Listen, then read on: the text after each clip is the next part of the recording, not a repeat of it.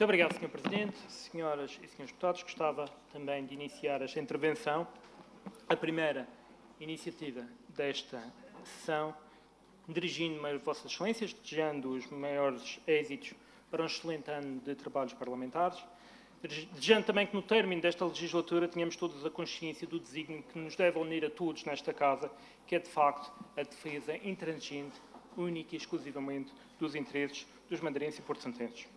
E não podia deixar de começar também por dizer que esta sessão inicia-se da melhor forma, falando de ambiente e de recursos naturais, com particular destaque para a problemática da excessiva pressão humana nos percursos pedestres recomendados e a necessidade urgente de implementação de medidas que sejam realmente eficazes e que garantam a segurança e a sustentabilidade dos espaços naturais a nível regional.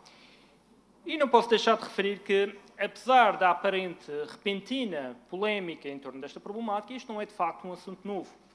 O JPP, inclusive, nos últimos anos tem vindo a levantar este assunto por diversas vezes, desde 2015, alertando para a falta de políticas de gestão nestes espaços e alertando também para a degradação visível de muitos destes percursos recomendados. Degradação, falta de manutenção, que ao longo dos anos, e infelizmente, colocaram em risco os próprios caminhantes que usufruem da nossa natureza e que, infelizmente, ceifaram muitas vidas a muitos turistas na região. O passado todos conhecemos, uma clara incúria de quem diz gerir estas áreas e estes assuntos, um claro desleixo, um claro desinvestimento na manutenção do nosso principal produto turístico e não faltam exemplos da falta de medidas eficientes de manutenção e segurança dos nossos percursos pedonais, desde cabos e varandins partidos, completamente destruídos em zonas de precipício, a placas informativas completamente indecifráveis pela degradação ao longo dos anos. Mas podemos ainda falar da rede de caminhos reais, que ainda agora foi vangloriada pelo discurso do Sr. Deputado Nuno Maciel. Uma rede de caminhos reais cuja requalificação foi prometida, se bem se recordam, com a tomada de posse de Miguel Albuquerque, em 2015, e que permitiria criar novas alternativas que diminuíssem a carga turística sobre os atuais percursos. Até hoje, continuamos a aguardar esta requalificação, continuamos a verificar os caminhos reais em avançado estado de degradação. O resultado, infelizmente, está à vista de todos. O boom turístico pós-pandemia não se limitou às suas virtudes e hoje basta visitarmos as áreas dos principais percursos pedestres recomendados para encontrarmos carros turísticos, perdoem-me a expressão, enfiados pela vegetação, destruindo plantas nativas, deixando o solo de habitats de altitude completamente a descoberto. Assistimos a enormes grupos de turistas a caminhar fora de trilhos, tentando evitar os aglomerados, pisoteando espécies importantíssimas da nossa floresta. Assistimos a uma completa desorientação de quem deveria gerir estas áreas, colocando em perigo diversas áreas sensíveis da nossa natureza, como é o caso dos ecossistemas insulares. A verdade é que o Governo falhou.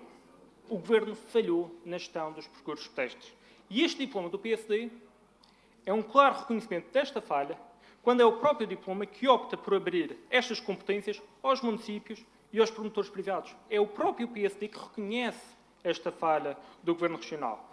O certo é que o tempo veio a nos dar razão e são aqueles que diziam que era um disparate falar da pressão humana sobre os percursos recomendados, que estávamos contra o turismo de natureza, que estávamos contra a nossa maior fonte de financiamento, negavam qualquer necessidade de criar um novo modelo de gestão, são estes, exatamente estes, que agora trazem estas declarações a debate.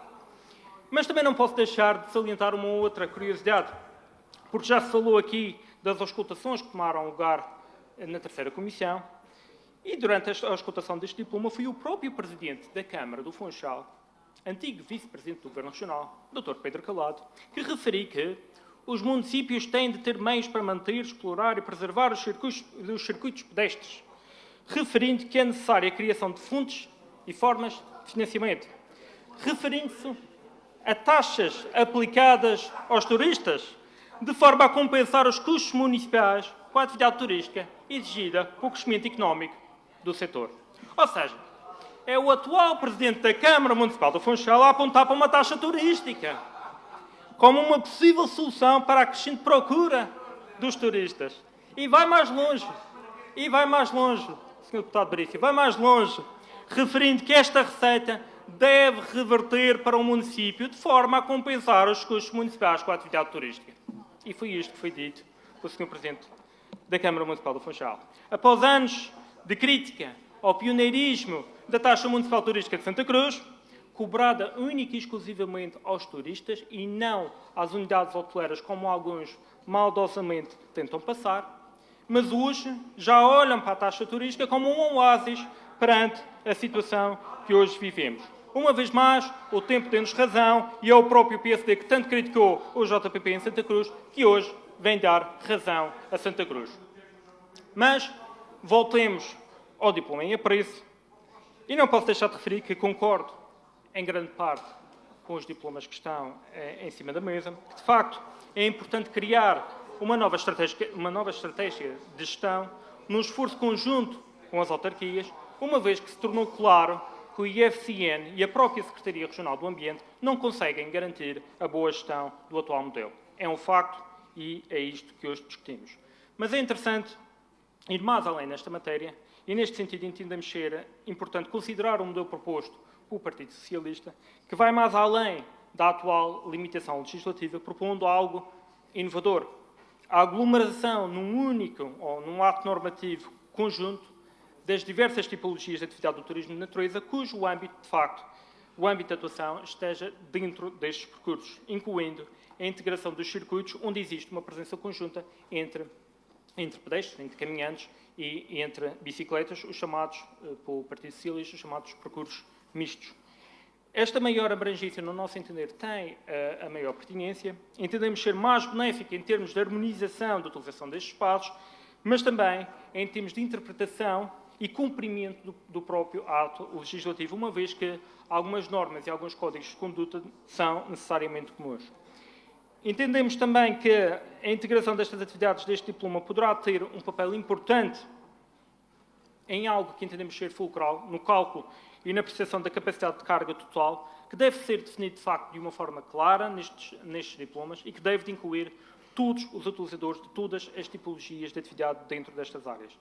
E deve ser definido de uma forma clara, uma vez que, como sabemos, não existe atualmente qualquer controle da capacidade de carga para qualquer uma destas tipologias de atividade nestes percursos terrestres. Portanto, resumidamente, concordamos com a redação destes diplomas, embora entendamos que o do PSD vai mais além e que tem uma perspectiva mais global, mais abrangente e mais integrada daquilo que se pretende para a nossa natureza e, como tal, iremos votar em concordância com esta posição. Muito obrigado. Muito obrigado, Sr. Deputado Rafael Nunes, do JPP. Muito obrigado, Sr. Presidente, senhoras e senhores deputados. O Sr. Deputado Nuno Maciel referiu que o Sr. Presidente da Câmara, afinal, enganou-se. O que ele queria dizer é que defendia uma... que presumo também seja Presidente da Câmara Municipal do Funchal ainda. Que defendia que, afinal, ele queria uma ecotaxa regional e não uma ecotaxa municipal. Portanto, foi apenas um problema de retórica do Sr. Presidente da Câmara Municipal do Funchal. Eu agradeço os seus esclarecimentos, mas eu gostaria também de perguntar e de relembrar a esta Casa que foi o seu Governo Regional do PSD que através do Sr. Presidente Miguel Albuquerque, encomendou um estudo que custou 50 mil euros ao erário público sobre a pertinência da ecotaxa regional. E o que dizia esse estudo é que deveria de ser implementada na região esta ecotaxa. Uma ecotaxa com os mesmos objetivos idênticos à Câmara de Santa Cruz, à ecotaxa municipal de Santa Cruz. Bom, o que acontece é que nem uma coisa, nem outra. O que acontece é que, neste momento, Miguel Albuquerque cobra a turistas e a residentes a entrada em pontos de interesse turísticos na região, o Cabo Girão, o Cais de Sardinha. Portanto, contrariando por completo este estudo encomendado pelo Governo Regional, que custou 50 mil euros, contrariando por completo as diretivas, e pergunto-lhe eu se contrariou as diretivas por simples acaso dessas diretivas irem a favor dos objetivos de Santa Cruz. E, dada a sua proximidade ao Governo Regional, pergunto-lhe também, e dada a sua militância, presumo que ainda seja do PSD, pergunto o porquê desta situação, mas pergunto-lhe também o porquê de diversas câmaras do PSD cobrar esta taxa municipal turística em diversas câmaras da região, do país, Sr. Deputado. Presumo que também seja o mesmo PSD. Não há de ser o PSD-A e o PSD-B. Portanto, o mesmo PSD que aqui é completamente contrário às taxas municipais turísticas regionais, já é a favor das taxas municipais turísticas a nível nacional. Portanto, pergunto-lhe, o que essas câmaras do continente têm mais do que as câmaras da região? Porquê que nós somos excluídos dessa cobrança que, uma vez mais, é feita única e exclusivamente ao turista? E pergunto-lhe também, já agora, o porquê da Câmara Municipal do Porto Santo manter o seu regulamento da Câmara da ecotaxa municipal continua ativo. O regulamento da Câmara Municipal do Porto Santo, o regulamento da ecotaxa municipal da Câmara Municipal do Porto Santo continua ativo. E pergunto-lhe também o porquê, Sr. Deputado.